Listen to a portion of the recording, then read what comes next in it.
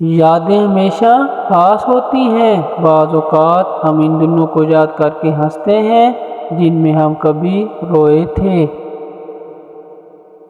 گھمنڈ چاہے جس چیز کا ہو، خواہ وہ پیسے کا ہو، اولاد کا ہو، خوبصورتی کا ہو یا علم کا ہو، انسان کی دنیا و آخرت سب کو برباد کر دیتا ہے۔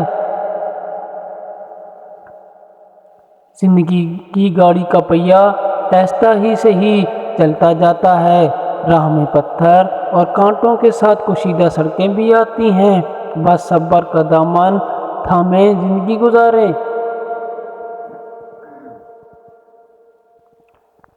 سب چھوٹ جائے مگر اللہ پاک سے رابطہ نہیں چھوٹنا چاہیے۔ اگر خود چل کر اللہ کی طرف نہیں جاؤ گے تو وہ غم بھیج کے تمہیں اپنی طرف رجوع کر لے گا۔ تم سے زیادہ تمہارا رب تم سے محبت کرنے والا ہے، تو لوٹ آؤ اپنے رب کی طرف۔ دلوں کا سکون اللہ پاک ہی کے ذکر میں ہے۔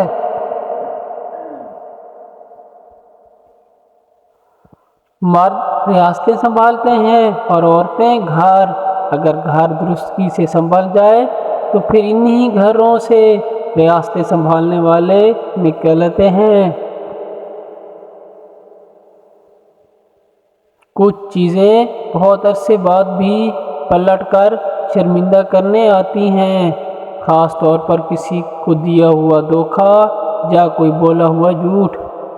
تم ہر شخص کو خوش نہیں کر سکتے، بھلا تم اپنے سکون کسی کے لیے کتنا ہی برباد کیوں نہ کر لو، پھر بھی وہ شخص تمہاری نیت یا تمہاری مخلصی کوئی نہ کوئی نقص نکال ہی لے گا۔